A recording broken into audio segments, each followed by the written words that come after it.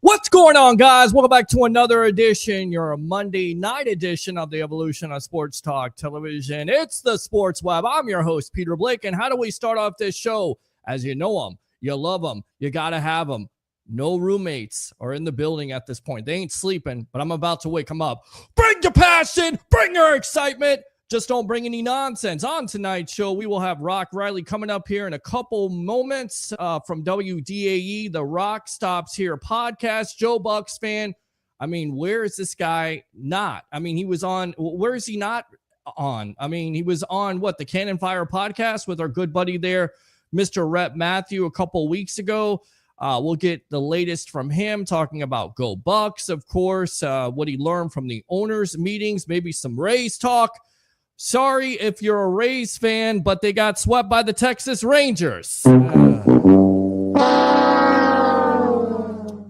is some good news, though. First, it's a long season. Thank God for that. But if you have to see that offense struggle the way they did over the weekend, that necessarily will be the greatest thing to watch. So hopefully the Rays can get it together as they were on the road this weekend versus the Rangers. Some good news, though, when it comes to Tampa Bay sports, not just about your Tampa Bay Buccaneers. Of course, we had the Thunder shooter and Schooley talking about your Tampa Bay Lightning as they are in the postseason once again.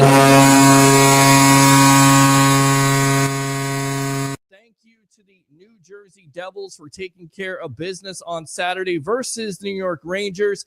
And speaking of taking care of business, the Lightning are up right now 3-0 last check. Kucherov with a goal, Yanni Gourde, and of course, Braden Point. So they are absolutely killing it right now, still in that opportunity to win the Atlantic Division. Of course, you got Florida versus Houston tonight in the NCAA men's final, which is coming on about 8:50. So I'm going to try to make this a brief show. Imagine that. We're going to try not to go 3 hours, maybe an hour and 30 minutes if we can. We'll see what we can do. Congratulations to them being there. And of course, the UConn women's team, congratulations on them winning the NCAA Women's Championship. And we'll talk to Leo Haggerty at 9 o'clock with the DeBasi twins, the $1 million twins, if you will.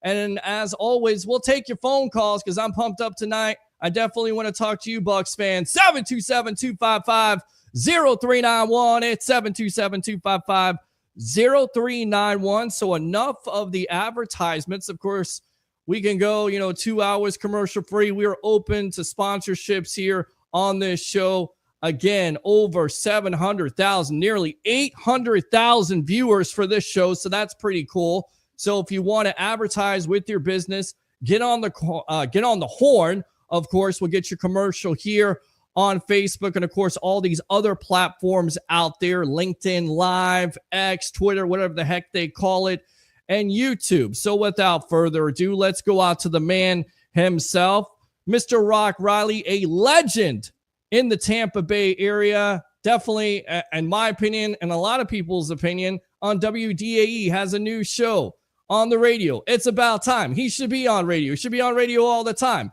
You got him on Joe Bucs Fan, and of course, the Rock Stops Here podcast. Welcome to the evolution of sports talk television, my friend. Just trying to bring the energy and the excitement that you always bring on your shows. I've listened to you for a long time. Everybody knows this. Once again, welcome to the Sports Web.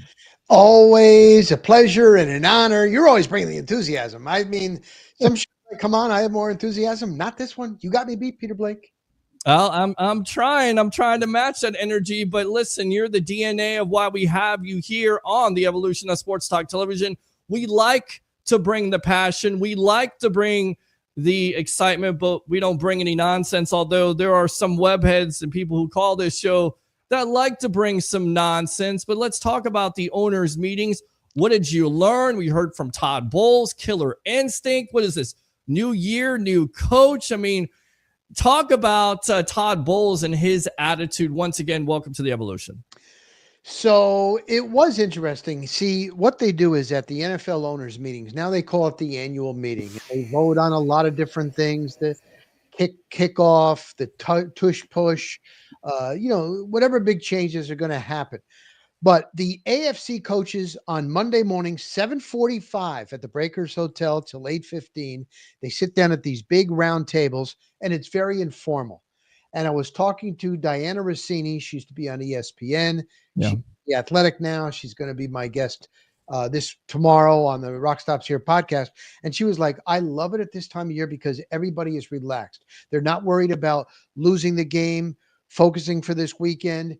It's a really, really good time of year. You also have the super agents like Drew Rosenhaus. You have the Schefters, Jay Glazer, Ian Rappaport, and everybody is trying to get information. And honestly, now that I've come back, I think I know less of before I even got there, because there's so much info. They send out these smoke screens and you really don't know. Like talking to Todd Bowles, and I was asking him, I said, obviously it's going to be defensive heavy for the Buccaneers. And he said, without a second hesitation, he goes, what I've learned is you win in the NFL by scoring points. And because I'm a defensive coordinator, if there is a really good offensive player, when that our turn is up and we got him on our board, just because I'm the defensive coordinator, we're going to go with the offensive player. But then when we were talking to Jason Light, and he's like, he asked him the same thing. He goes, yes, it is going to be most likely defensive heavy, but you never know how the draft is going to go. They know who they want. You get kind of a feeling if that player at edge or cornerback or inside linebacker is going to be there. But then picking ahead of them, sometimes there are curveballs. That's what Jason Light said. There are curveballs. There's trades. There's guys that drop. So no one, Peter Blake, at this time really knows exactly how it's going to shake out, honestly. You really don't. It's a misinformation season, if you will. A lot of people trying to throw those rumors out there and playing a poker game, a high-stakes poker game to see, which one is going to flinch first, if you will. Let's talk about the cornerback situation, because I thought that was very interesting with Todd Bowles. He says, we don't have a lot of depth. Of course, he says that's crystal clear. We don't have a lot of depth. We hope to address that at some point in the draft as well. We didn't sign many in free agency. We signed Kendall Vildor. We signed Bryce Hall. He's coming off an injury. We got to see what Vildor can do. Obviously, we're going to address that in the draft. He also said this about Jamel Dean, which I thought was the most interesting. He said that the injuries have counted on have been difficult for the veterans. He said, like I said, everybody's position is up for grabs. I think Zion is probably 1A, 1B because Zion stayed healthier during the year. Dean has got to get healthy. He comes in, he plays. He can't play half a year every couple years. He understands he has to stay healthy. He's doing everything he can to be healthy, but we have to have some depth there. So just in case if somebody comes in and competes with him, he's going to have to compete. So is this kind of foreshadowing, if you will, because we heard Jason Light talk him up, say, we've gotten better from him in the past, and now we got Todd Bowles. He's going to have to compete. A lot of people thought he would be restructured, possibly traded, but is this a direct sign that at 19 that the Bucs could be looking at the cornerback situation after all?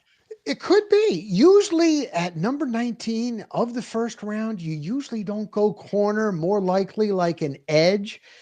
Maybe even inside defensive tackle. There might be the number 2 defensive tackle of the first round might be there at 19. I know you got Vita and I know you got Kalijah Cansey. Vita's going to end up being 30 years old at the end. So it doesn't seem like that, but you know what? Anything is a possibility. But the thing about it is with Jamel Dean, it's a young man's game. It's 6 years. He has not played a full season. He always is injured. And Warren Sapp used to say, you can't make the club in the tub. You can't be in the training room. And he's also older right now. And it's also $12, $13 million. They can do that. They did restructure Antoine Winfield. They're going to have another 15 mil. They restructured a couple of other guys, getting more money because that's what they need. But maybe it is a direct shot of like, you know what, man, we got to have you healthy. We got to have you healthy. And that's what Todd Bowles was saying. He's like, when he's there, he's good, but he just isn't able to play. You got to have a guy that's able to play the majority of the season, if not all the games.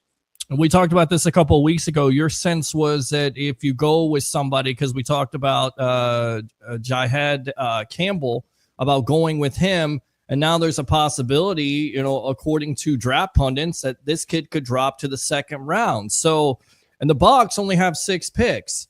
Do you get the sense that maybe Jason Light, once again, because he has a propensity of trading down, maybe you go and get that value with Campbell because he was looked at as a highly rated linebacker? Do you go with edge? Or do you go another position? You've talked to these guys. Yeah. I know they're playing a poker game, but what's your sense at this point? Has it changed from 2 weeks ago where you thought you go with edge? Now do you go somewhere else? Do you go corner? Do you go safety? Do you go best player available at 19? Or do you trade down? What's this draft looking like in your opinion? So I was there for Jason Light. And of all the questions that we asked him, there was probably, 10 of us maybe. We cornered him and we got him for a long time. And when the question came up, I think it was Ira Kaufman from Joe Bucs fan, I'm not 100% sure. He said, what about if you get a pretty decent offer for that number 19 first round pick? And I swear, Peter, it wasn't like even a second hesitation.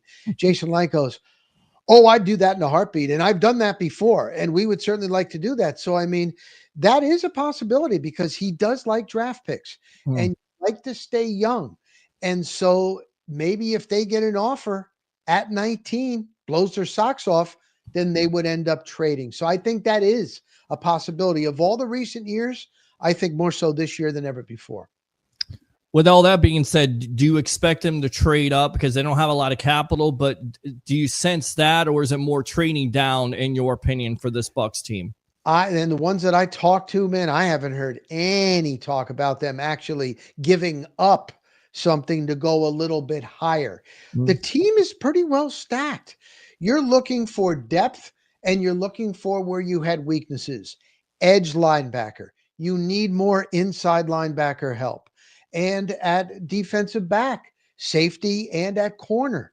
Now, again, you might see a wide receiver. I don't see a wide receiver. I don't see them picking at 19 a wide receiver, second or third round, most likely. But I still think when it's all said and done and all that stuff about you got to score points and all this, they need help on defense more than they do on offense. And in the end, when that draft is all done, that first round, then we get to the second round, the third day, I think you're going to see a lot more defensive players than offensive players. With that being said, at this point, what's your sense on Chris Godwin? What do you get from Todd Bowles? What do you get from Jason Light? Any intel coming out of the ownership meetings? Yes, Bowles said that they are hopeful that he will be ready to go opening day regular season, that he has hit all of his marks in his rehab. So he is on schedule. But, they say that, but I would think he is one of those pieces that you're going to need in November, in December, and in the playoffs. Why push it early in September for the first couple of games if he's about 85% or so? But I'll just go with what Bowles said. They're hopeful, they're expecting it, and he's hit all of his marks in rehab. We're with Rock Riley here of WDAE, of course, the Rock Stops Here podcast. Joe Bucs fan. I'm your host, Peter Blake, your Rolex reporter. Open phone lines if you want to talk to the Rock and yours truly. 727-255-0391. It's 727-255-0391. With that being said, how excited is this team, especially Jason Light with Hassan Reddick? Because it certainly seems like he's excited about it. You hear Todd Bowles talk about Larry Foote, kind of talk about the Reddick situation. Yeah, I'm glad you brought that up, Peter. That is a big one because Larry Foote is there. Larry Foote had him in Arizona. And when Bowles was asked at the owners' meetings about Hassan Reddick, he went back to the Arizona days. He went back to the 50 sacks that he had. And they believe that he hasn't lost it physically. It was just, it didn't work out last year. Right. He had the 7 games that he missed, and he decided that he was going to hold out, and it didn't work, and he was behind the 8 ball. So he's coming in fired up, and they couldn't be happier because they didn't have a lot of money to use, and to get him for a 1-year deal, whatever it was, 14 mil, 12, 13, 14 mil, that's not much. And a guy that's fired up. And the thing about it is, players that are coming in, they're watching, they see. If you ball out, Jason Light will re-sign you. They re-sign more of their own guys than anybody in the NFL. I was talking to a couple of the NFL people, and they were saying, but that's a great thing to have because when players come in an organization, they want to know that they're being taken care of. This organization, if I do well, they're gonna want me. They know it's a big business. They see how it goes, and the Buccaneers have rewarded, rightfully so, Antoine Winfield, Levante David, Baker Mayfield, Tristan Wirfs, Mike Evans, Chris Godwin, even with an injury and after surgery. So that's a really good thing to have. And I think Hassan Reddick sees that. So that's going to have him fired up. He wants to stay here more than 1 year.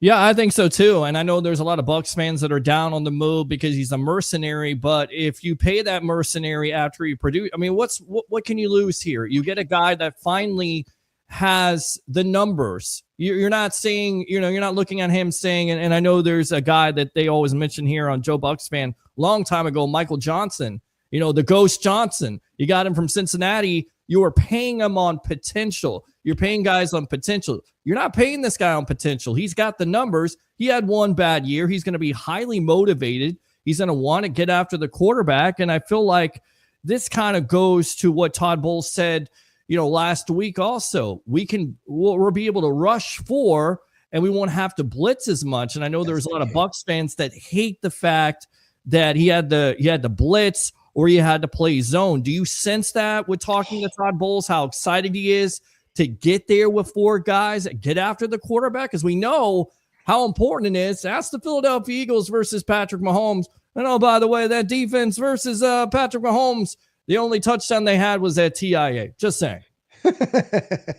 Now, that was a while ago. This is, again, not for long. What have you done for me lately? Yes. And the other thing about it is, Todd Bowles, you can say that. It's great to say that. I want to rush 4, not 5. We're going to have to show that you're going to have to do it. He did say when he was asked, and it might have been a follow-up with me, I can't remember, about, an offensive player, and he goes, look, man, I can figure it out on defense, but if we get studs, we're going to take them. But he really has stressed this. You can't keep blitzing all the time to try to get to the quarterback. Because that opens up the middle. We saw it. We saw opposing offenses having guys running wide open. You're like, why is that? And the other thing is, now talking to a lot of people in the NFL last week in Palm Beach, they got tape on the Buccaneers. They know. Now, he might disguise his blitzes, but he's having to bring 5 in order to get to the quarterback. They can defend that. They know. So you got to change that up. That's the big key for Bowles. Rush 4, not 5. And you got to be able to do that with edge and at linebacker. And hopefully Yaya Diaby takes the next step. Bowles was saying that when they looked at his film, here's what Bowles was telling us. When he came down, he's been at One Buck in his office. He's gone over every single play from last year, and then he stops it. And it isn't so much what the players are doing. Did he make the right call? He's self-evaluating himself. That's why he hired the full-time game manager, because he had a couple people in his ear, and then he would have to make the decision. And this guy would say this guy would say that. He's like, this is too much.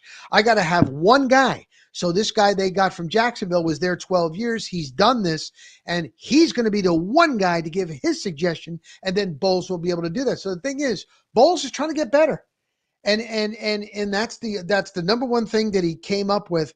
I can't keep relying on all this blitzing. Everybody's going to figure this out. I got to rush with 4. So that's their main gist on defense going into this year. And I asked fans about that. Are you more confident that Bowles is admitted to basically saying, you know what, I'm not good at clock management. I'm not good at some of the things that I kind of struggled with the last couple of years. Now I've hired a coach. I asked them if they're more confident. Are you more confident? And the media members around you that were down there at the owners' meetings, are they more confident that Bowles can turn this around, that he can avoid this criticism? A lot of people thought this team should have had more than 10 wins. You look at some of the clock management situations there, more than likely you could have. Maybe you go for 2 versus Kansas City. Maybe this coach from Jacksonville helps you out with that. Do you feel more confident, and do you feel like more media members down there at the owners' meetings feel confident? Well, you know what? Saying that or asking that, I made it a point to talk to a lot of people in the NFL for the 4 days that I was down there. He does command a lot of respect. He really does, as a really good defensive coordinator. And they said the same thing as a head coach. I know the NFC South has been bad, but you know what? They keep winning it. They're getting to the postseason. But when we were talking to Joe Glazier, he really likes the fact that Todd saw his weakness, did something about it. But now you got to take the next step. And they've got the offense to do it. Look at all the points that they put up. I don't think all of a sudden the running game is going to go downhill. with that offensive line, top 5. Mm. Bucky Irving. You still got Rashad. They talked about Sean Tucker. Who knows? Maybe they get another running back. I don't think so. You never know. But Baker Mayfield. They re-signed Trask. I said, what about Trask? I know a lot of people thought, man, you could do better. He's like, look, just because he didn't get reps doesn't mean that he stunk. He knows the system and he knows the players. And Grizzard is coming in, so it's not going to be he's the new offensive coordinator, Josh Grizzard. He's in-house, so it's not going to be a lot of change, but there is going to be some tweaks. You can't do the exact same thing that you did. Plus, he's never called plays before. So I think that the offense is going to be good. I can't, it's going to come down to the defense. Whether or not we're confident with Todd Bowles, that was not good last year. Mm-hmm. So now you've self-evaluated. You've seen. Now you're going to see what you need in the draft. Maybe they're not done still yet with bringing in some other players. But again, he's got to get it. He's got to get it done. He's got to get it done. That's the bottom line. I think the offense is going to be good again. You talk about Bucky Irving. All we've heard is how they love him and how he's going to be the number one guy now. Rachaad White, he's in a contract year. My co-host on Wednesday nights, Louie from the Frozen Pirate podcast, threw this idea out there. What if you trade him to get back into the first round for a running back needy team? If they give up a third round pick, would you do that? Because I say you keep him. You don't mess with that offense. He's in a contract year, although there has been a lot of scuttlebutt, if you will, about Sean Tucker and his potential. What would you do with this running back situation? Seems like a good problem to me. Yeah, it's a very good problem. It's a very good question. And I think it's a question that is being asked. Now, of course, when you listen to Bowles and you listen to Jason Light, they love Rachaad. Rachaad is a good blocker. He's also one of the best pass-catching backs in the NFL. Remember, he was a wide receiver. And Baker Mayfield knows the offense so well right now that he can process really, really quick, and he likes to check down. So it's nice to have him. It's not like Bucky Irving can't catch, but Rachaad is good at that. But you know what? Again, NFL, not for long. If somebody makes you an offer and it's tempting, they could pull the trigger. It's a possibility. I wouldn't say no to that. No, you wouldn't say no to that, but he definitely means a lot to that running back room because what Tucker can do is what White can. Pass protection, catch the ball consistently, very good on third down, very dependable, very important, if you will, to Baker Mayfield as a check down because, look, if Chris Godwin can't come back 100%, and I'm knocking on wood, I think he can because I'll never doubt Chris Godwin and what he did with the rehab to come back a couple years ago from that injury, but let's just say he can't, then at least you have that option in the backfield. With that being said, let's talk about the Tampa Bay Lightning, switch gears. In general, I mean, what this club, what this organization, what this ownership has done has been top-notch. Kind of talk about the Tampa Bay Lightning, covering them because you've been out there. You've seen this team grow and progress and win those Stanley Cups. Just how unbelievable is this for a Tampa Bay Lightning fan right now?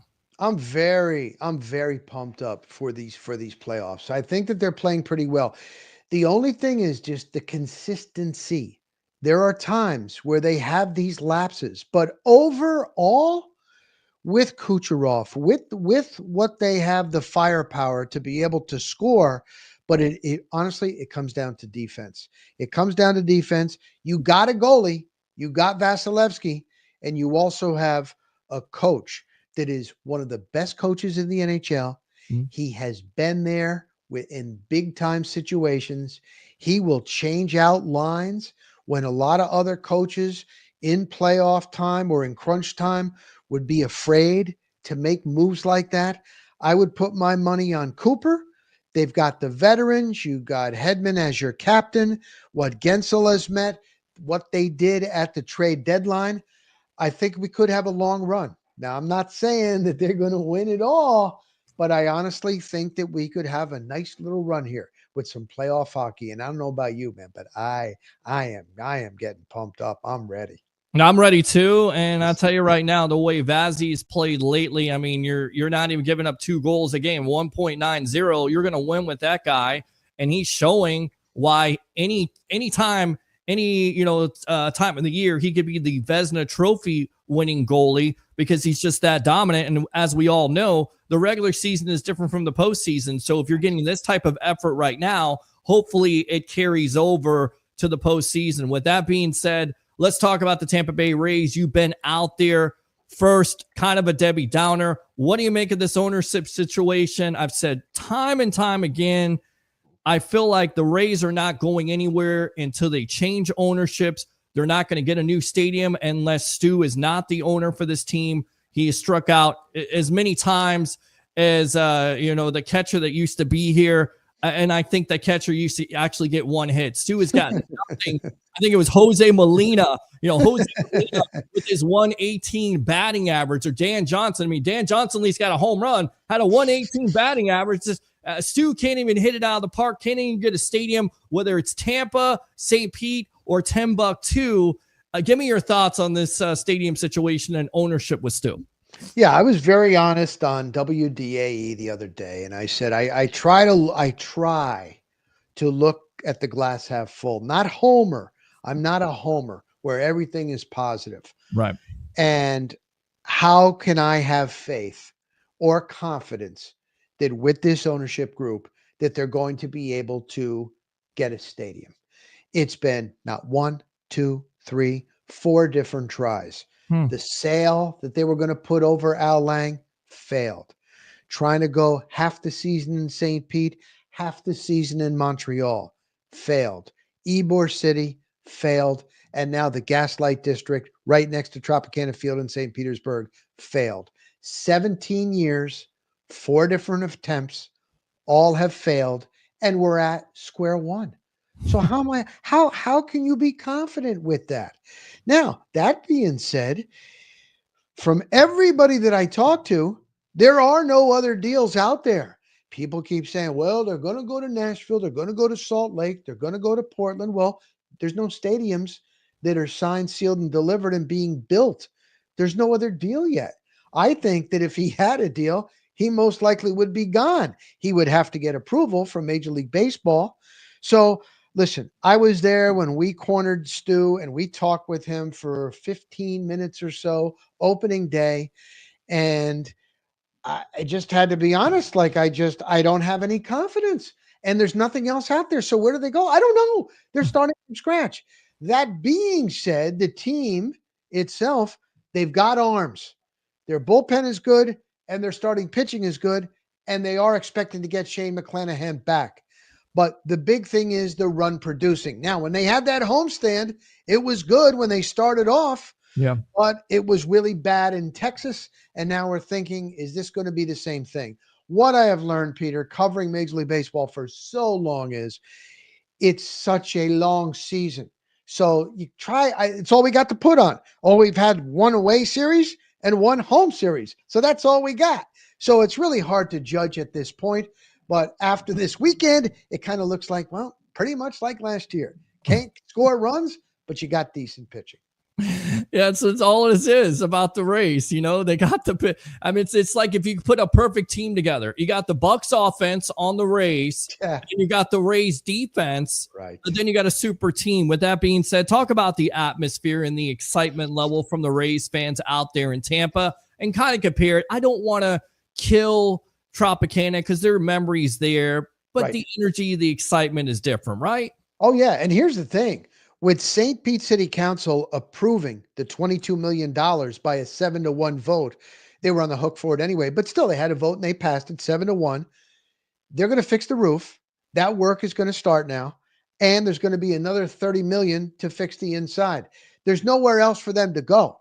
My wife keeps asking me, well, why would you want to spend all that money? I get it, to go back for just 3 years. Well, there's no other alternatives. The Yankees said no. And they're probably going to play. They're going to play at Tropicana Field for at least 3 more years. So that's the deal on that. But Peter, the vibe has been way better than I anticipated from the fans. It seats only 10,000 and change. And when you walk around the concourse and the hallways, it's small. It's built for spring training. It's a bowl. It's a minor league park. So it feels like it's packed. packed.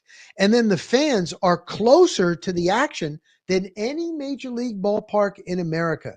So you're right there. The fans are on top of you, and the players like it. You could feel it, open air. Now, I know it's going to be brutal. End of May, June, July, August. But I brought this up on DAE. What if, when it's all said and done, you've got 4, 5 rainouts that you couldn't play at all out of 162 home and away. You've got maybe 6, 7, 8 games that they had to stop batting practice, lightning, and it came and there was a delay. And with that said, and even though it was hot, fans are like, you know what? I would rather play outdoor than I would inside that dang dome. So when they are looking at, are they ever going to get a stadium built? But if they did, could they put some type of covering on it?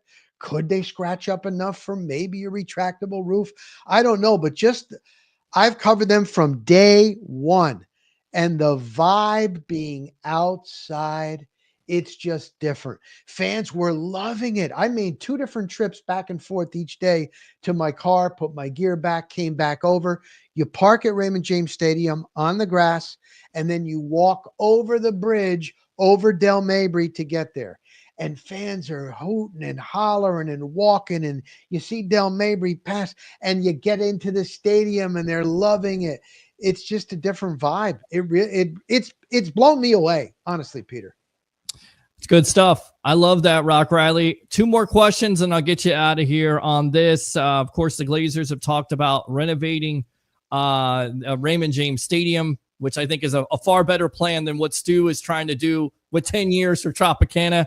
But what would you renovate? Would it be some type of covering? Because I know there's a lot of Bucs fans out there that complain about how hot it is. I go way back to the old sombrero, or the big sombrero, if you will, where you had to sit on those metal seats. The Bucs teams weren't good, but man, it continued to be hot. Is that what you renovate if you're the Glazers at this point? Some type of retractable or some type of covering like Miami has with the Dolphins? So funny you bring that up, because I was there when Joel Glazier came out at the NFL owners meetings. It's at the end. Roger Goodell talks to the national guys, and Joel came out. And I started asking him about, you heard about the Rays. You know that they're starting from scratch. They're looking into Hillsborough County. What about Raymond James Stadium? Are you looking to renovate that? You still want Super Bowls? You want NCAA championship games? And he said, yes, we are. As a matter of fact, they're going to start getting the ball rolling, talking to Hillsborough County. He also was saying, he goes, there's other things that happen. Look at Taylor Swift. Look at all the fans that she brought. We're doing it for the community, but the number one priority is the Buccaneers. Buccaneers trying to get another Super Bowl, get a college football national championship. And with that, you got it. You got to renovate it. The new thing is, I have someone in the NFL offices that was telling me, the new thing is making suites at ground level. Make suites where fans can get that close and being able to have access where they see the players coming in and out. That's a new thing. You could do something like that. And Joe Glazer was like, you know what? We did some renovations, but that was 6 years ago. 6 years ago, there's been palaces that have been built. So we got to stay on top of it. But the covering, like a covering, Miami put a covering over, but it didn't cover all of the field. It did not cover the visiting sideline. So that they got to sit in the heat. And right after I did that, I drove home from Palm Harbor up to here.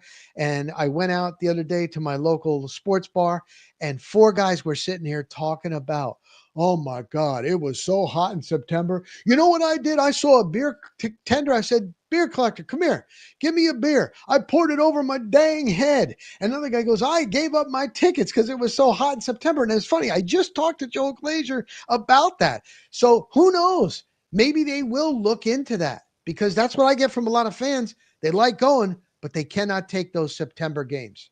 Yeah, and I like the fact of Glazer's comments, how it's about the fan experience, how he cares. It's amazing. Stu, you got to take notes here from the Bucs and the Lightning. He cares about the fan experience. Talk about uniforms. There was a new rule, I believe, just passed by the NFL. 4 times a year, Bucs can wear throwbacks. Now, I'm throwing it out there. You know, you always go with the creamsicle. Could you see the whites and the orange pants? Would you like to see that come back? Would you also like to see them wear pewter on pewter? What kind of design would you like to see this Bucs team wear this year, 2025, and going forward here to take advantage of this?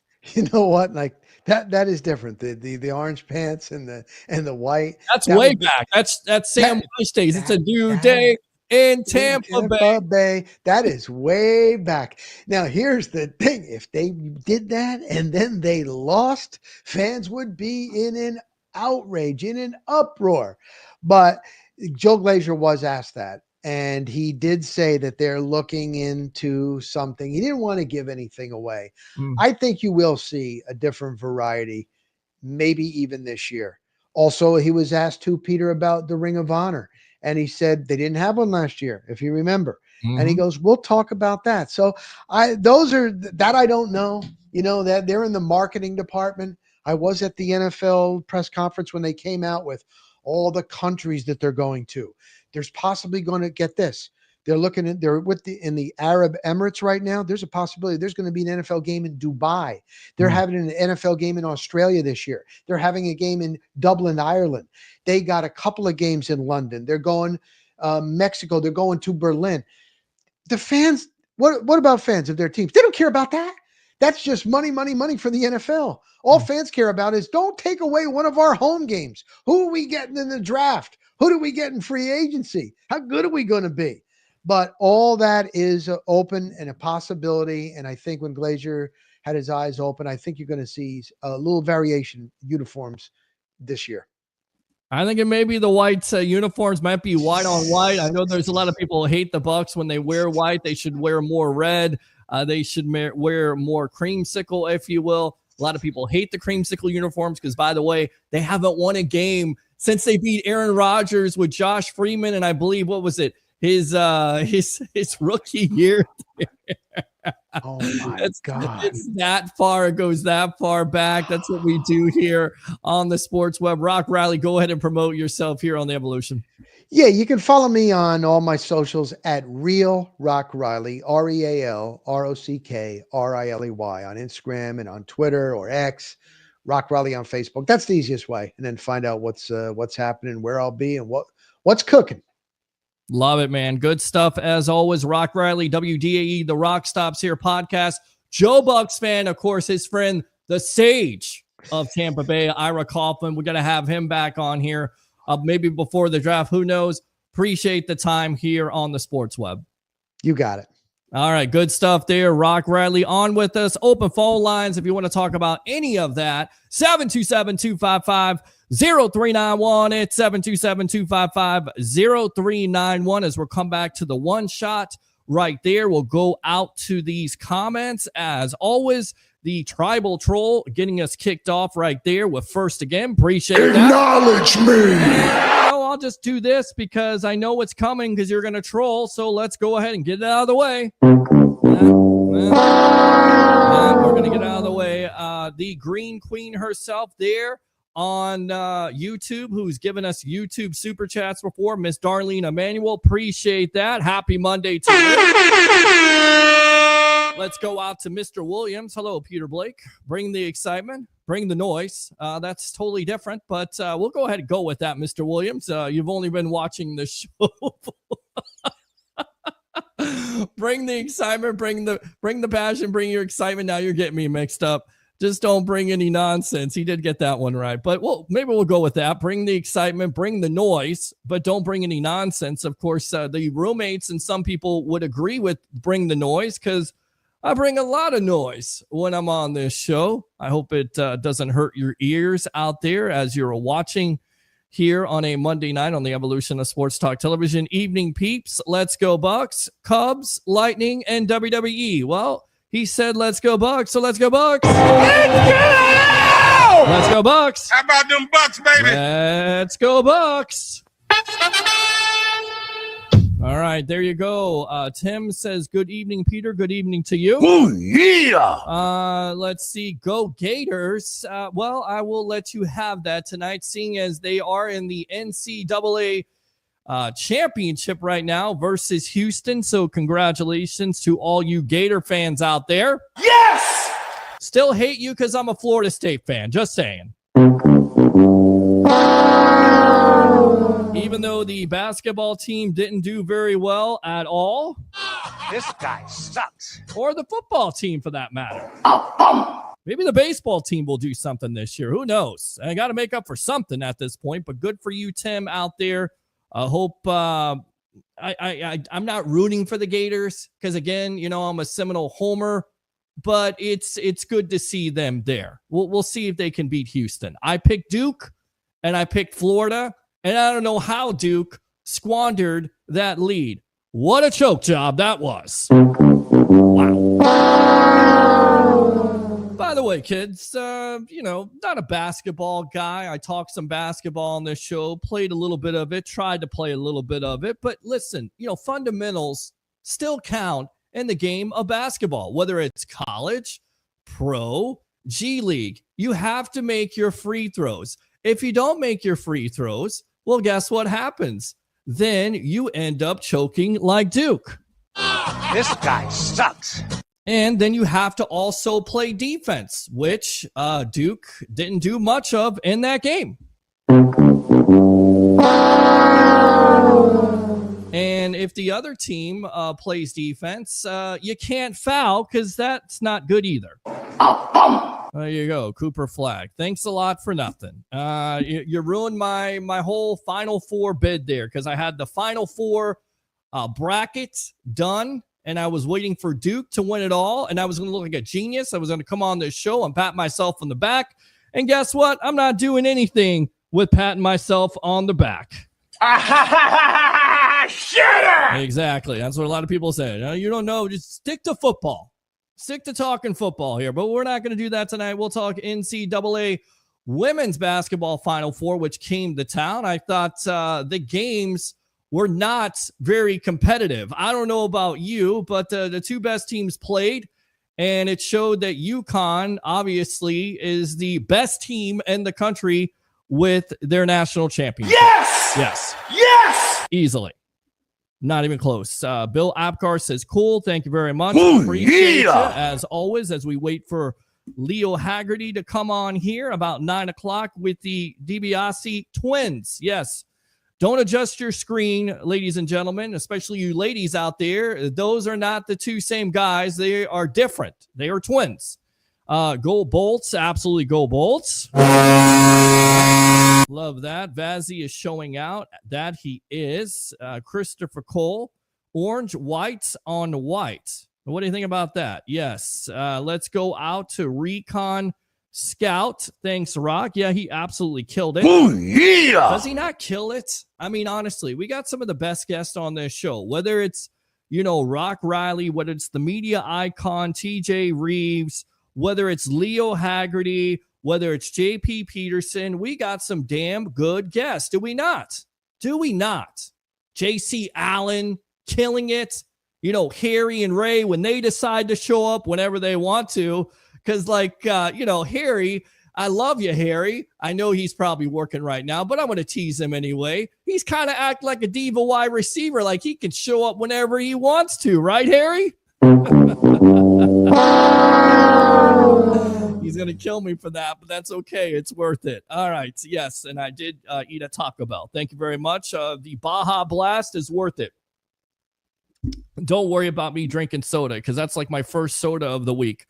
Vazzy has 30 saves through 2. All right, good stuff there. Good. Yes! Let's go out to Christopher O'Reilly. O'Reilly. Good evening, Rolex reporter and guest on the show. Appreciate you as always. Yeah, baby. Yeah. Let's go out to Recon Scout. Will Vlad still be playing in 15 years? I mean, Toronto paying their own superstars. Imagine that. Listen, this is amazing. Like one day I'm going to wake up and the Rays are going to pay somebody $500 million. And then guess what? I'm probably not going to be here when that happens. Just saying. Yeah. Maybe that's not fair. I mean, they did pay Evan Longoria a contract there. It worked out for the majority of the time. And then they traded him away for prospects that, really never worked out in the end. Wander Franco, they tried to pay him, nothing. And in the amount of what Toronto paid Vladimir Guerrero Jr., and he deserved it. Is he going to be playing in 15 years? Probably not. Probably not. I mean, you would hope that he would live up to that contract, but who knows? I mean, that could be an albatross. It could be like an Albert Pujols type of deal. Remember that contract? He goes from the St. Louis Cardinals to the Anaheim Angels of LA or Los Angeles or whatever the hell their name is this week. And he didn't live up to that contract. In fact, he wasn't good at the end of the contract. But those are the chances you take. That's how you keep your young talent intact. And if you want to trade them eventually, I guess you can do that. But that's how you build a fan support. That's how you build a fan base. You sign your own guys. And I think the Rays, it would be nice for them to do a little bit more of that. I kind of like not been on the fence about this. I've kind of said this over and over again. It's like one of those bad hip hop songs on radio that you can't get out of your head. Keep on saying it over and over. It would be great if the Rays would invest in their own product, especially when they say, hey, fans, please invest in the Rays. Please come out and support this team. Please give me $1 billion for a new stadium. Yeah, thanks.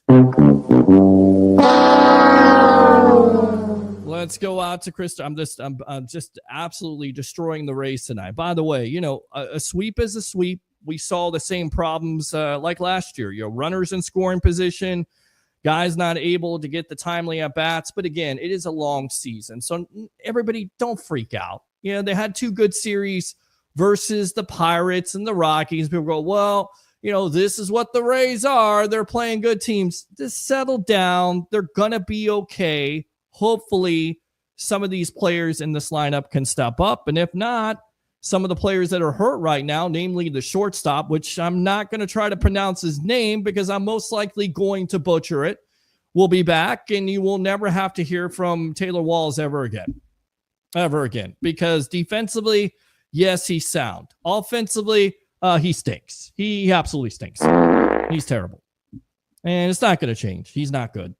Sorry to hurt your feelings. If you're a Walls fan out there, you got a Walls jersey, congratulations to you. More than likely, you'll be able to sell that to Goodwill or whatever you sell it to, because he probably won't be on this team eventually. Who knows? He'll probably be on this team as a defensive player. I don't know. But as a player in a lineup, I know it's early in the season, but you've seen everything you can see from this guy. Hey, he is what he is. He's not very good. He's not. I saw that post. Gigi Bryant would have been a freshman on that team. That's sad in itself. Mike Stanton. Yeah, there's another one right there. Absolutely. Always don't live up to the contract. I get that. This year's lineup is bad. Yeah, it's not very good. That's for sure. And F the Rays. Why should we care when they don't? Because you try to be the guy here on this show when people say, well, you don't talk about the Tampa Bay Rays enough. So you give them their due, because it's not the player's fault that ownership is so lacking. That's not their fault. And I try not to hold that against them, which is why, listen, I'm right down the street from that stadium. I want to go. I'm excited. Did you hear what Rock Riley said? Did you hear how the atmosphere is different, how people are excited? Could you imagine getting that in this area? And hopefully I'm still living here. This is a temporary thing. Hopefully it's not temporary. Hopefully I'm still here. I'm not going. Hopefully I'm not going anywhere. I'm not dying. I'm saying moving. Hopefully I'm in the area to experience this, because I think it's amazing right now. I think it's amazing. I think it's amazing for baseball fans. I think it shows that Major League Baseball can be in this area. But in order to really hit a home run, if you will, or hit a grand slam, or hit it out of the park, which would be nice to see from some hitters in this lineup. Just saying, it would be nice. It would be nice to see that. At the end of the day, you got to have new ownership if you want to go anywhere at all. Period. All right. Yes, that was the owner, not the players. Yes, there you go. All right, let's get into some Bucs news, and then we will shift gears with the legend himself, Mr. Leo Haggerty, former Coach Scout and now media member of Night Sports Productions and Amped Up Sports. You guys are really quiet tonight. What is going on here? I mean, listen. I know the game is at 8:50. And like I said, I don't expect to be on for long. I'm going to try to be up by 9:30, 9:45 tops. Tops. I'm not going to go 3 hours tonight, commercial free. I love talking to you guys about the Bucs and sports in general, which is a lot of things to talk about out there. But I'm not going to go any more than 2 hours tonight. I'm going to try to get out of here by 9:30. So if you guys want to call the phone lines, you have something to talk about, you want to talk about the Rays, you want to talk about the Bucs, who should they take at 19? I know it's early in the process. We're only a couple of weeks away. Only a couple of weeks away from, the Bucs being on the clock. And for me, I'm going to tell you right now, I'm taking off. I'm taking off for the NFL draft. I feel like that is one of the days that every sports fan should be taking off, because it was the first day in my football life where I became a football fan, a legit football fan. It's 1987, and the Tampa Bay Buccaneers are picking first overall Vinny Testaverde. I'll never forget it. Vinny Testaverde. That's my first event. I believe it's 87. Is it 87 or is it 88? I think it's 87. Is it not? With the Bucs? Goodness gracious. Bucs, 1987 first round pick, because the year before is who? Oh, that's easy. That's Bo Jackson. Yeah. That really didn't work out too well, did it? No, it sure didn't. All right. Yes, Vinny Testaverde. You knew who the second round pick was? Our long lost buddy, who we have to get on this show sometime, Ricky Reynolds, which worked out pretty well, you would have to say. Yeah. Winston Moss was another second round pick. Goodness gracious, how many second round picks did the Bucs have that year? They had 3 second round picks. They took Ricky Reynolds, Winston Moss, and Don Smith. And I believe Don Smith was the running back for the Buffalo Bills, who didn't last for the Bucs because there was a situation off the field. I'm going to go ahead and correct myself and look that up, but I believe that is the same player who eventually played for the Buffalo Bills. And that's how far I'm going back. Gracious. 87. 50 years of existence of the Tampa Bay Buccaneers. Can you believe it? We're at 50 years for this team. Amazing. It seems like, there's a lot of new Bucs fans out there. They think that all 50 years, the majority of those years, they lost, but they had some good years in there. The 80s, when I started watching, maybe not so much. Not so much at all. No. That's good enough to suck right there. Yes, it was, Tom Brady. It was. They absolutely sucked during that time. But it was my first football event. That's what I watched. That's what I remember. Remember sitting down as a kid, Dad introduced me to the NFL draft on ESPN with Mel Kiper, which, it wasn't a big event. Watching that, and hope sprang eternal, because Vinny Testaverde from the Miami Hurricanes was coming to the Tampa Bay Buccaneers, and he was going to be the savior of this team. And, of course, we know how that all works out. Shut up! Exactly. That's how it works out. It doesn't work out too well. Let's go out to the phone lines here. I'm just talking my ass off. What's your name? Where you're calling from? You're on the Evolution. It's Tim from Charlotte down here. Tim, what's going on, buddy? Welcome to the Sports Web. Yes. You started talking about 87 and all that. I had to call you. I've been there since the beginning, man. Well, that's great, man. That's good. I love, die-hard Bucs fans. Who doesn't love a die-hard Bucs fan? Yes. Okay. We've been through it. Well, we die hard, don't we? We died so many times. You come back, you should call us the Lazarus men for Bucs fans out there. And these kids, they don't know. They probably just started watching, like, no idea. And when Tom Brady came here, and they're like, oh my God, they lost a game, or they didn't have a great seat. I mean, no, man, you got to go all the way back. All the way back. Correct. Experience that losing, baby. Yeah. I really enjoyed Rock on there. I agreed with everything you guys were talking about. Is he not great or what? He really is good, man. I think he came when I left the area. He kind of became on the air up there. But I really enjoy listening to the guy. Does a great job.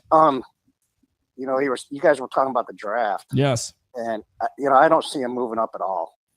Yeah, I don't see them moving up either. I agree with everything you guys said. If anything, I can see them moving back.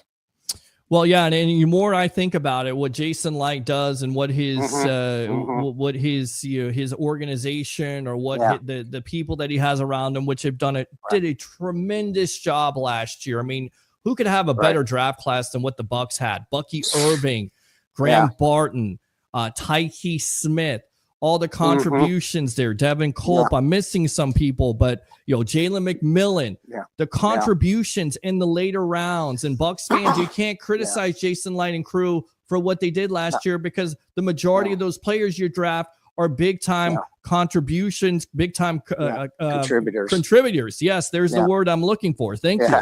I was looking for that for a minute. And I got it. Yes. The team's in good shape. Yes. They just need, they got some areas they need to fix, who doesn't, but they need some areas, that need some players. So I think that's what they'll go for. And I think if somebody does offer them something special, I can really see them moving down. I could see him doing that too, because you have still some needs there. A linebacker, you have a need at edge rusher, you have a need at cornerback. So how do you fill those needs? Everybody's like needs. You got needs. Volume. Well, that's it. Volume. Get some volume there. Yes. So. Not to be confused with the victim of volume, Ronald Jones, who used to be in a Bucs uniform, which if you know this show, you know the history of that. I don't have to tell you. Anyway, so I just wanted to, I got my thing. I said, I got to call. I haven't talked to you in quite a while. Well, you haven't. So. I mean, why are you being a stranger for? Well, you're always welcome. Listening to you, you really had some good people on. Leo's really good, and you had Rock on, and then Ira that one night. That's valuable. Well, that's good listening. It's good listening, but I'm trying to get you to call in and participate and engage, improve it. So, we got 758 or 760,000, views on Facebook. You know how you improve that? You continue to come back and you engage with people. That's how you improve that. That you should be proud of that, man. I am, but you know what? I'm proud of players. I'm proud of, people like yourself. I'm proud of, Curtis. I'm proud of guys that call the show all the time, Eric Moreno and Mike DeRoche and guys that are new to this. I love that. I love people that are calling from Sarasota and North Carolina and California and Texas and internationally from the UK and Costa Rica. I'm blown away. I go out to a Bucs tailgate and I got a lady goes, I follow your show and I'm from the UK. And I'm like, are you serious? Come on, let's get you on here. That's amazing. That's friggin' amazing. So I'm going to be at a game this year, man. I'm going to be coming up there. You better come out there. I'll definitely stop by. All right. You better stop by. Don't be shy. We'll get you on camera. Anything else? I'll come by and find you. I'll get with you before I come up there. Well, you didn't say you're going to be on camera. You better be on camera now, Tim. well, I got a face for radio. Well, that's okay. A lot of people said that too about me. And it didn't stop me, and it's still not going to stop me. And I heard that ever since I was seventh grade, and I had the Bucs creamsicle jacket, and I was wearing it, and I took it off mistakenly. I should have wore it, even though it was like 90 degrees. I don't know why I was wearing that Bucs jacket, just to kind of piss people off. And I did. And this kid got so pissed off that he took his lighter and he lit a hole in it. True story. I immortalized that jacket with getting it signed by Paul Gruber. And guess what? Fire never went out, because from that moment on, I knew I was going to cover the Tampa Bay Buccaneers, and I knew I was going to have my own show, no matter if people thought, and women out there, they say, well, you got a face for radio. Hey, doesn't matter. I got the camera right here, baby. Right here, I'm doing the evolution of sports talk television. I'm your Rolex supporter. Right there. That's what you got. All right, man. All right. I appreciate you. All right, man. All right. Good stuff there. Let me give him the Ric Flair. Let me give it. Woo! Good stuff. Love that guy, because he's a diehard. He talks history with me. Not saying some Bucs fans out there, you dealt with the alarm clock days, which were they were god awful too.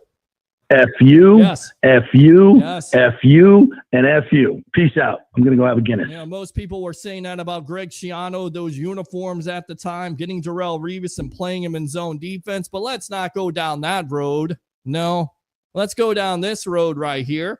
Let's go out to our legend, Mr. Leo Haggerty, former Coach Scout and now media member of Night Sports Productions and Amped Up Sports. Book him, Dano. He will book him. He was covering the women's Final Four.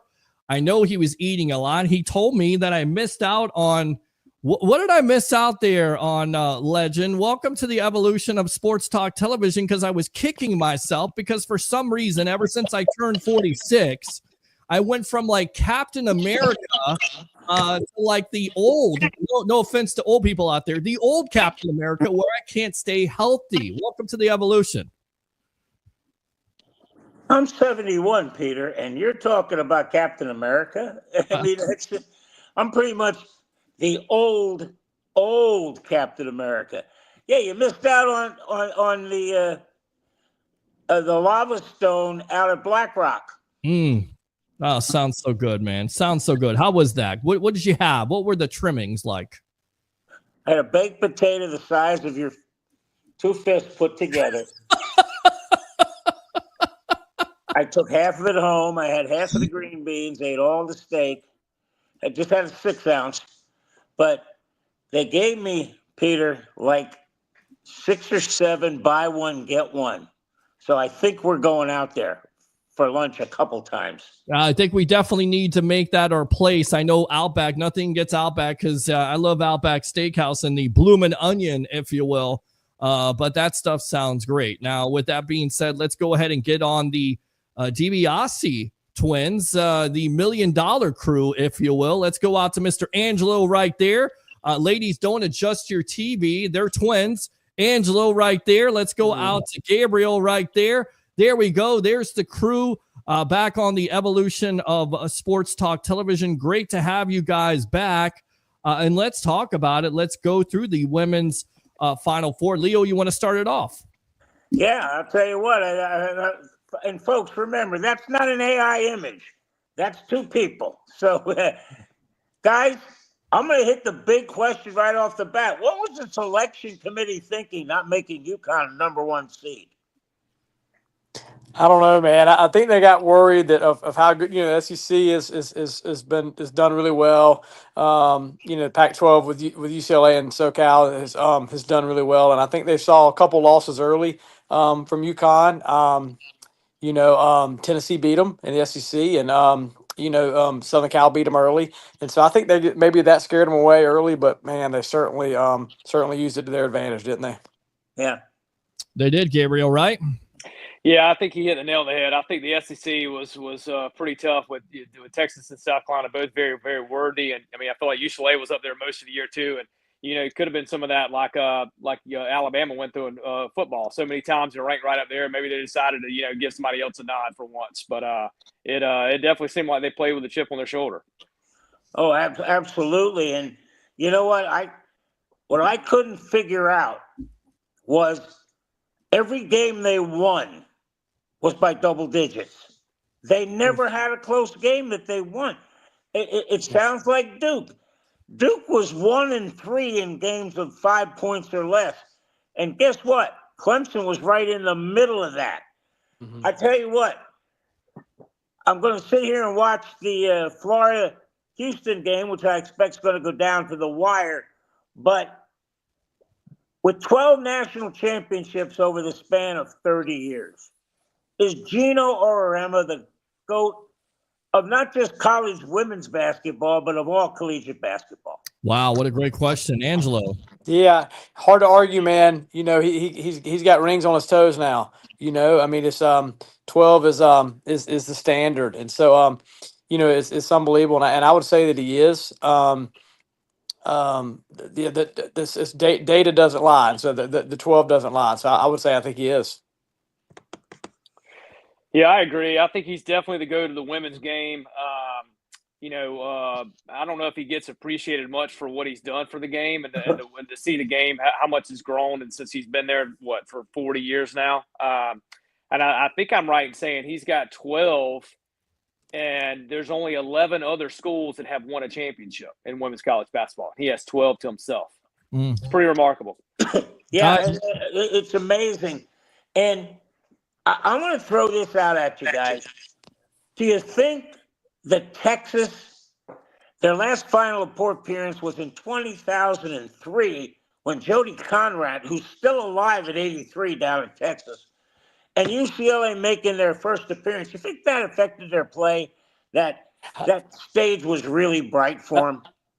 Maybe somewhat. Gabe and I were actually together watching some of the first game, and Booker got 2 fouls early, and I think that hurt Texas. Obviously, she's their best player, and so that was tough early for them. But yeah, certainly in the nightcap, I mean, UConn just imposed their will, and so I think I think UCLA probably got caught up in the bright lights. 100% agree. I think, when you get down to this stage, experience always usually prevails, and that's what we ended up seeing, I think, in both games. Guys, a good comment here from Dave Ruffalo, Sun Devil Dave. He says, John Wood and UCLA won 10 titles. Is Gino up there with that coach, in your opinion? Should he be up there? And 100%. Yeah. 100%, yes. You know what, Hands guys? down. Here's an interesting stat. You know how long John Wooden was at UCLA before he won his first national championship? 18 years. Wow. John Wooden didn't get Paulie Pavilion until I think he was 14 or 15 years into his tenure. In fact, UCLA, this is amazing. The first 4 or 5 years he was there, they played outdoors. That's just a phenomenal thing to think about, that once they got Paulie Pavilion, now all of a sudden they started rolling in.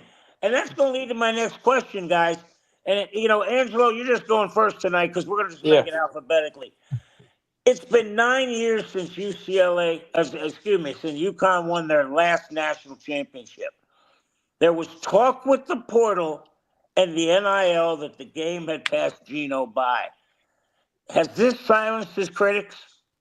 Yeah, 100%. And I don't think, it's hard to believe when you say it's been 9 years. I think in those 9 years, maybe they've been to 4 or 5 Final Fours in those 9 years. So they've still been right there. I think they've only lost like 30 games total. So 3 or 4 a year. I certainly don't think that talk was not adequate, but certainly what an exclamation point. I mean, it was an absolute beatdown Sunday night. Sorry. Yeah, it really was. What do you think, Gabriel? Yeah, I agree. I think it's just it's clearly the game has not passed him by. He's going to continue to get players. I really do think that these players that are choosing to go to these places like UConn, South Carolina, I think they really want to be coached hard. And Gino's going to coach them hard. I'm convinced he can still coach 5 to 10 more years. But guys, I'd throw a question out at y'all. I don't know if this would be his swan song. I think it'd be a pretty nice way to ride off into the sunset. You know what, guys? That was asked of him. They said, in fact, that's exactly the term he used, that after the 4 in a row, 23, 24, 25, 26, he said, well, that would have been nice to ride off into the sunset like that. And someone asked him, is it time now? He said, I'm finding out I'm still relevant with kids. And I'll tell you what, I know your dad would have loved this answer by Paige Bucher, because they asked them, when they embraced, what did they say? And Coach Gino said, well, I told her I loved her. And Paige looked at him and says, I told him I hate him. And you know what? That's what you want to hear from a player, because now you coached them. Because there's going to be times you're going to have to give them tough love. You're going to have to tell them, hey, that's not the way I know how you can play. You need to do something. You need to get after it. So, yeah, there are times that I can guarantee you some of our players at Newberry looked at us and said, man, we hate your guts. But you know what? You just got to coach them up. And Gino's the kind of guy, you're exactly right, Gabriel. You want to go play for it because he's going to pull no punches. Mm-hmm. All right, let me ask you this question. We got the guys on the two DiBiase twins, Gabriel and Angelo, along with the legend himself, Mr. Leo Haggerty. I'm your host, Peter Blake, here on the Evolution, the Sports Web, on a Monday night. Guys, were you surprised that we didn't have more competitive games? And then on top of it, how much of a gap between UConn and South Carolina do you see? And do you think some of these teams can close that gap with the NIL and the portal? Yeah, I was surprised that they weren't more competitive. I I told you a few nights ago, I thought Texas would win the first game. And so I thought they would be more competitive. I certainly didn't think UConn would beat South Carolina by 23 points. And remember, they beat them down here at their place badly. So Dawn and Gino will continue to reload. But I do think people are coming. Look what Caldwell's done at Tennessee in year one. Carol Lawson keeps improving at Duke. Brenda, listen, I actually worked with the women's basketball team at Clemson. Gabe worked with the men's. Brenda Freeze was there at Maryland when I was there, starting her run, and so it's getting better. I mean, parity's getting better, but those two teams are certainly the standard. And you know what, guys? Go ahead, Gabriel. No, I was going to say I agree 100%. I think look up the road from or right across from Durham, what Wes has done at NC State. I mean, I think that what Gino has really done to grow the game is, like I said, I don't think it's talked about enough. I agree with Angela. They'll continue to be there, but there's other teams coming. But what surprised me really in the South Carolina UConn National Championship game, and we get to see a lot of the Gamecocks here living in Columbia, is they looked shook. And I have never seen them look shook. And they were completely out of sorts. And you were thinking after Angela mentioned they came down to Columbia and beat them by 30 early in the year that would absolutely not happen on that stage. And they were shook. I don't know another word to say it, and it really surprised me. And you know what, guys? When you looked at Coach Staley in the second half, she was like sitting there and ready to wave the white flag. Goes, I got no answer. Kind of reminds me of what Muhammad Ali said when it was the Rumble of the Jungle. And George Foreman said, end of round one, Muhammad leaned over and whispered, "Is that all you got for me, George?" And you know what? That's all I got.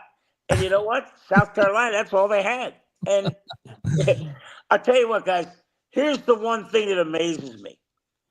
I can't remember UConn ever having to play in the blue jersey 2 games, which means they were the lowest of the 4 seeds. Can't remember that happening. I think this team played with a chip on their shoulder. Do you think the Huskies felt disrespected being a number 2 seed and were on a mission? I think you could argue that, yeah, 100%. But I think the mentality they have is it didn't matter what seed they were going to be. Is that we know that they could play, and you heard what they said on the broadcast. Gino told them if they shot the way they did Friday night and played the way they did Friday night, nobody could play with them. And while they didn't shoot it as well Sunday night, they defended at such an elite level. And so I certainly think they probably played with some type of chip, but they just I think they were just on a mission.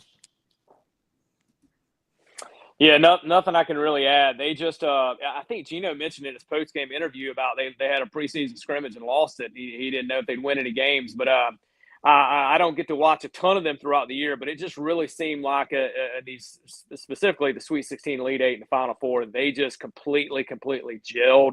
And I would argue it's the best basketball they played all year, obviously. And you know what, guys? Gino brought up this point. We haven't been healthy since Paige came here. We haven't been going in with all guns blazing, and this year they did. Now, I'm going to go to the quote by Coach Schaefer of Texas. He brought up, I thought, the most telling statement. I can replace the position. I can't replace the player. They're going to be able to find somebody to replace the shooting guard, but are they going to be able to replace Paige Buchers of Connecticut? No, and like I said, look what I talked about AZ Fudd on Friday, who needed the game, and she literally they wrote her back in the first half, and they wrote Sarah Strong all game, and so Strong was just a freshman, but they got 2 of those girls back, they'll reload, but you don't replace Paige, just like Duke's not going to replace Cooper, but they certainly will be back there. Yeah, they'll plug and play somebody starting in that position next year, Leo. My question. About Beckers going forward is where does she rank among the all-time greats? She came in with so much fanfare. I thought it was amazing to see her cap off her career. But with the injuries she dealt with, where is she going to rank on the all-time greats? She's definitely up there, but that's only her first title. Interesting question, interesting debate going forward with where does she rank? Does she rank as high as Maya Moore? Because a lot of people say that's the standard for UConn. Maya Moore, in your opinion, Angelo? Yeah, I don't know, and I think I don't know how many titles does Stewie have, Gabe? 3 or 4. Yeah, I think And I know Stewie. I think I know they Stewie. play different positions.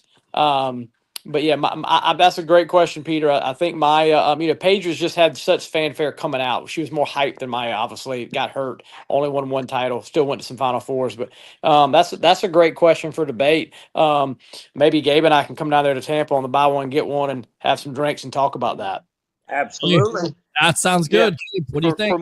For my book, I've got Stewart as the all-time great at UConn. I'm pretty sure she won 4 in all 4 years. I think I was actually surprised to see on the broadcast that Beckers is the leader for points per game in her career at 20 points per game. I was a little surprised at seeing that, but I think Stewart is, in my book, is the GOAT.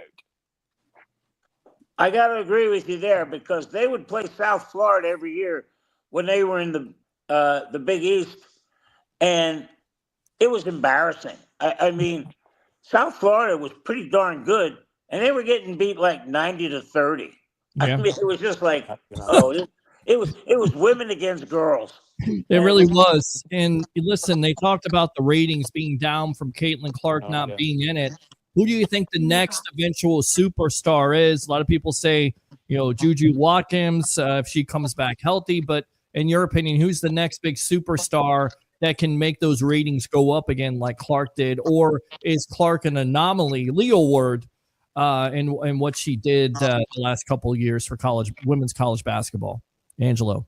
Yeah, Clark's on the pedestal, man. Like Gabe and I said, we certainly would pay to go watch her play. I think Juju's going to be the next one. I don't know that anybody will be Caitlin, but certainly I think right now when you look at women's basketball, Juju is going to be the face. And she arguably her and Paige were the face this year, but I think it's Juju in seat 1A, and then but yeah, Caitlin was just.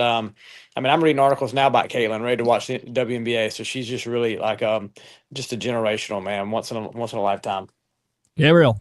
Yeah, I'd like to see who else besides Juju from a guard position out on the perimeter is going to become a face of the game because the Betts girl at UCLA, Booker, Sarah Strong at this just finished her freshman year. They're all fantastic players, but I think I think we crave guard and guard scoring. And so that's why I think we give Juju a nod over people like Sarah Strong or even Joyce Edwards from South Carolina, who's a phenomenal player as a freshman. But I think the public craves that perimeter score.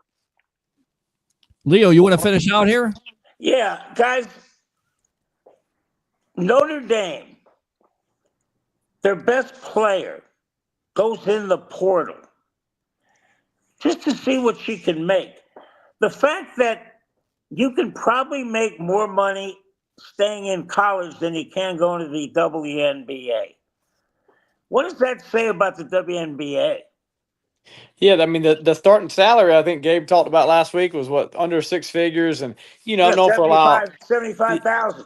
Yeah. Yep, and a bunch of those people, Stewie, all those people have gone. Tarazi and those have made so much money going overseas. So they do both, obviously, to supplement. But yeah, it's crazy that look, you've got college kids making more in college football than the rookie contracts in the NFL. So it's certainly wild. But before we end this thing, I want to tell you, I'll tell you one team that hasn't been in the tournament in probably 15, 20 years. It's my alma mater, and watch out for Sean Poppy. The Tigers have not lost anybody to the portal. They've added a bunch of mixes, and I'm telling you, this year they won, 16, 17 games, which is not a lot, but it's most in a while, and I really can't wait to see what Poppy does and hopefully makes the tournament next year. Gabriel. It says a lot about the WNBA, but it also says a lot about the college game too, and where the college game is heading. With we at first thought it was just going to be football, but it's trickled all the way down to women's college basketball, which is amazing about players staying and going to get that bag, as they say, rather than go play professional basketball. And I don't know if anybody has an answer for it. I definitely think they need some sort of a commissioner to try to get this thing under wraps. Now it's a wait and see game. You know what, guys? I'm going to throw this out at you. Up until Caitlin Clark, if you walked into a bar and said, put on the WNBA or a college women's game, they took away your man card. Not anymore. Caitlin Clark is must-see TV. The problem is, I don't think there's anybody else. That's what's the problem now with the WNBA. Is just if they do have those superstars, they're not marketing them. Right. And nobody knows about them. It's a great game to watch because, you know what, when the dunk isn't in there, it's a whole lot more of a team game, isn't it, guys? Well, I'll tell you what, hold that thought, because let me go full screen on this. Everybody's going to think I'm crazy. But I think the reason why the WNBA will last is because of that rivalry, if you will, between Caitlin Clark and Angel Reese. And I don't know if I can make this comparison or not. I think it's like the NBA, right? In the 80s. Like they were blacking out their games. They were showing them late. They were struggling, and all they needed was a good rivalry, if you will. And it was Larry Bird from Indiana at the time, which, by the way, Caitlin Clark is in where? Indiana. And you had Magic Johnson there, of course, from Michigan, going to the LA Lakers. So as crazy as that comparison could be, I think that's what actually could save the league. You need somebody that's good, and you also need somebody that's a villain. Now, what do you think about that? You know what, guys? I'm going to answer that first, give you time to think about that. Here's the only problem with that, Peter. Magic and Bird played in the national championship game. Then they came up to teams that ended up playing in the NBA Finals. I think it was, 3, 4, 5 years in a row. It was Celtics Lakers. The rivalry's good, but that team better get good. We better start seeing the Chicago Sky and the Indiana Fever playing in some meaningful playoff games. That's how you get there. Just because you got a rivalry, it's got to be a rivalry that's affecting how they win. That's my thought. Guys, what do you think? Yeah, I agree. Peter makes a great point. Peter, I agree about the rivalry there. I also said that Gabe talked about people crave good guard play and scores. I watched the WNBA for Caitlin, but I certainly like to watch Escu play. And watch her score and shoot the basketball. Asia Wilson is certainly the best player in the league. Obviously, has won that title, but Kelsey Plum can play. They certainly have talent. But I think Caitlin and Angel could get up the ratings. Gabriel. Yeah, I think it was Leo that probably hit the nail on the head a few minutes ago. Was it's just not marketed. I mean, they market the hell out of Caitlin, and nobody else is marketing. Asia Wilson's phenomenal, but I really don't know how well she's marketed. So I think that's I agree with Peter about needing a villain. And needing that rivalry, but also believe that marketing has to be considerably better. Guys, I know we got to get off here, but I got to ask you one last question. Angelo, Gabriel, give us a Larry DiBiase story we don't know. That's good. Oh, wow. Gabe, you talked to him on the phone today. I'm sure you got one to say. I don't know. I'll tell you one. Lee, I listened to one of your segments here about breaking down the Duke game and not being able to get the ball in bounds. And so I know that's one of my dad's biggest pet peeves. I don't know if I have a story, but I've tried to tell my dad it blows my mind that you watch all of these teams, not just Duke, watch all of these teams. There's no inbounds play. There's no set screens, and it drives my dad crazy. It's just, hey, let me just try to out-athlete you, and I'm going to get open. And I think that I'll sit there and look at my dad every time we're watching the game together. I'm like, Dad, watch. No, there's no set out of bounds play, and it drives him to this day. And he hadn't coached in 30 years. It drives him up a wall. I'll give you one story, Leo. Leo knows the story probably. Leo and Dad had a kid, Peter, named Virgil Wallace. That played at Newberry, and Gabe and I have heard the Virgil story for years. But Virgil was an incredible player. He played 31 high school games his senior year, and my dad was at every 31 of them. And it goes back to, and that's when I really learned about recruiting, right, and what recruiting was like, and the relationship piece.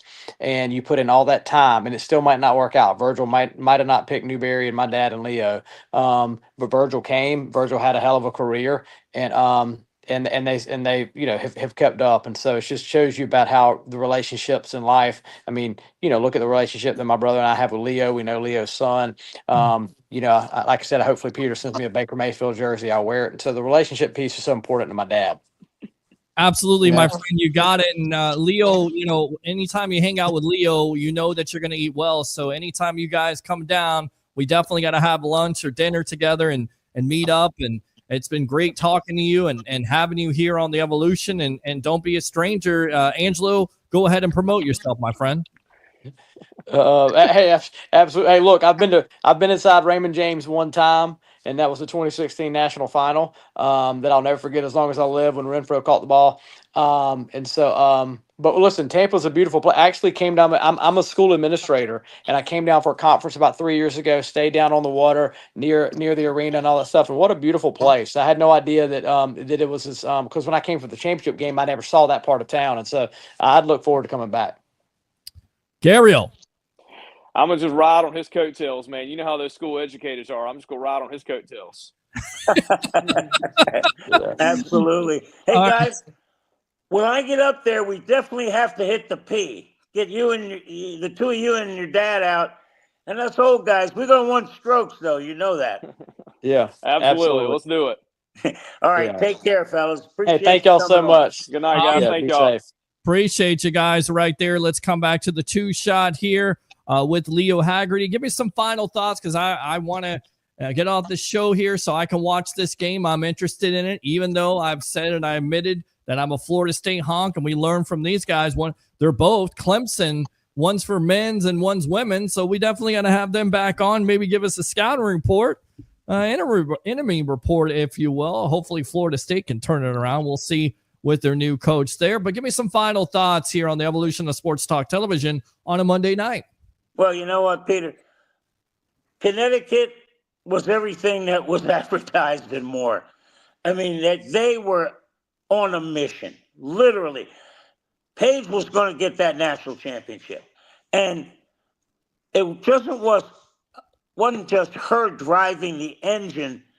The whole team was behind this. They wanted to send her out with a championship. That was huge. And the fact that Gino hadn't won a championship in 9 years after going 4 straight. Peter, there was a backstory here that never occurred. The coach at Texas, Coach Schaefer, he was coaching Mississippi State when they stopped Connecticut's, catch this now, Peter, 111 straight win-ins. They went 4 years. They stopped them with an overtime jump shot. And I was hoping Texas was going to play Connecticut, because that would have been something. Well, but it would have been something, but obviously the two best teams showed out. Maybe it was the one best team. The one best team won it. There's no doubt. No doubt. One final question. What was the coach for South Carolina? Was Dawn Staley? What was her attitude like? Did you get a chance to interview her? I know she was disappointed. You could see on the sideline, disappointed for her team. Did you get a chance to talk to her? What was her attitude like? It's funny, Peter, because I asked her this question. I said, you know what, Coach? It's easy to recruit to the position, but it's hard to recruit the player. I said, what kind of intangibles are your seniors taking away from this program? She goes, oh, wow, that's a great question. Yeah, she was disappointed, but she wasn't disappointed in the fact, and again, Peter, as coaches, we always say this. If you're going to beat me by 30. Don't beat me at the buzzer, because I'm going to stay up and overplay every play of the game. I get beat by 30. I'm not going to be happy, but I'm going to get some sleep because I know the better team won that night. If I'm getting beat at the buzzer, then I'm wondering, okay, what did I do wrong as a coach to not get my team over the top? Well, we're always getting over the top here with the great Leo Haggerty, the legend himself, former Coach Scout and now media member of Night Sports Productions, Amped Up Sports. Great work, partner. Go ahead and promote yourself here on the Evolution. Hey, go to Amped Up Sports. And again, I had, I like to call it my round ball triumvirate. John Lentz, Larry DiBiase, and Troy Odegaard. Between the four of us, There's just south of 100 years of experience on the bench. And go to Amped Up Sports and catch my thoughts from a septuagenarian, because we cover 5 things. And we're going to cover this Wednesday night. That was the perfect storm that helped Houston beat Duke. But, Peter, Rob Higgins, he rolled out the red carpet for Tampa. USF was the host school. Brian Seacrest, just a phenomenal job. And you know what? It's coming back here again. We get an NCAA first-round game for the men's next year. Tampa's going to be a must-see destination for basketball in the NCAA. I don't care if I'm sick or dying. I'm definitely going to that. I got to get over being sick at this point. I'm tired of being sick. I'm just tired of being tired at this point. Leo Haggerty, you got all the energy in the world, man. Get some sleep, get some rest here, enjoy the game. All right, my friend? Yeah, I get to talk to Coach Golish tomorrow. It's spring football time, Peter. Well, you got to give me some feedback on that on Wednesday night. All right. We'll talk about Coach Golish there in the USF football team. Hopefully they can improve and build off of 7-6, 2 straight back-to-back 7-6 seasons, right? Yeah, but finishing on a win, that's huge. There you go. Leo Haggerty, the legend. Care, Absolutely. Book him, Dano. There he goes, right there. That's how you do it, my friend. I mean, that guy is absolutely killing it, as always, for Amped Up Sports, as we're definitely in association with them. I'll come back to the one shot here. We'll get off. Appreciate the time. As always, like and subscribe to the Sports Web on YouTube. Friend me on Facebook at Peter H. Blake, as Facebook stars are open. YouTube Super Chats. Thanks a lot to all the guests of the night here. Rock Rally of WDAE, the Rock Stops Here podcast, Joe Bucs, man, all those great outlets. Check him out. Of course, the Sage of Tampa Bay, Ira Kaufman. We'll try to get him back on. And, of course, the legend of the Sports Web here, the legend himself, former Coach Scout and now media member of Nine Sports Productions, Amped Up Sports, Mr. Leo Haggerty, and the DiBiase twins there with Angelo and Gabriel coming on and talking women's Final Four. Once again, thanks a lot for the time. 3 things. We'll end it there. Enjoy the national championship game. Bring your passion. Bring our excitement. Just don't bring any nonsense. I'm your host, Peter Blake, your Rolex reporter. What time is it? It's my time. And, of course, for you guys out there, especially you Bucs fans, fans of the Sports Web, the Tampa Bay sports fan, the lifeblood of the evolution, it's your time. We'll see you next time on the evolution of Sports Talk Television. As we always say on this show to end it off, go Bucs.